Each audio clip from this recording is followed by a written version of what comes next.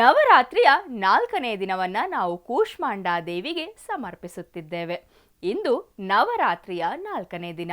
ಈ ದೇವಿ ದುರ್ಗಾ ಮಾತೆಯ 4ನೇ ರೂಪವಾಗಿದ್ದು ಬ್ರಹ್ಮಾಂಡವನ್ನು ಸೃಷ್ಟಿಸಿದವಳು ಎಂದು ನಂಬಲಾಗಿದೆ.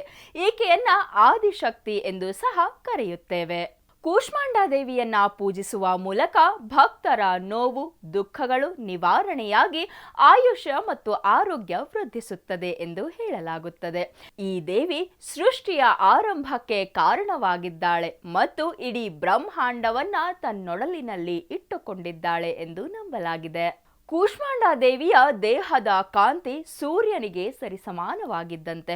ತನ್ನ ಪ್ರಕಾಶದಿಂದ ಮತ್ತು ದಿಕ್ಕುಗಳನ್ನು ಸಹ ಆಕೆ ಪ್ರಕಾಶಿಸುತ್ತಾಳೆ. ಕೂಷ್ಮಾಂಡಾ ದೇವಿಯು 8 ಕೈಗಳನ್ನು ಹೊಂದಿದ್ದು ಅವಳು ಕಮಂಡಲ, ಧನಸ್ಸು, ಬಾಣ, ಕಮಲ, ಚಕ್ರ, ಗಧೆ ಮತ್ತು ಜಪಮಾಲೆಯನ್ನ ಹಿಡಿದಿರುತ್ತಾಳೆ. ನವರಾತ್ರಿಯ 4ನೆಯ ದಿನದಂದು ಹಳದಿ ಬಣ್ಣದ ಬಟ್ಟೆಯನ್ನ ಧರಿಸಿ ತಾಯಿಯ ವಿಶೇಷ ಅನುಗ್ರಹವನ್ನು ಪಡೆಯುತ್ತಾರೆ. ಈ ಬಣ್ಣವು ಹರ್ಷಚಿತ್ತತೆ, ಆಶಾವಾದ ಮತ್ತು ಸಕಾರಾತ್ಮಕತೆಯನ್ನು ಪ್ರತಿನಿಧಿಸುತ್ತದೆ.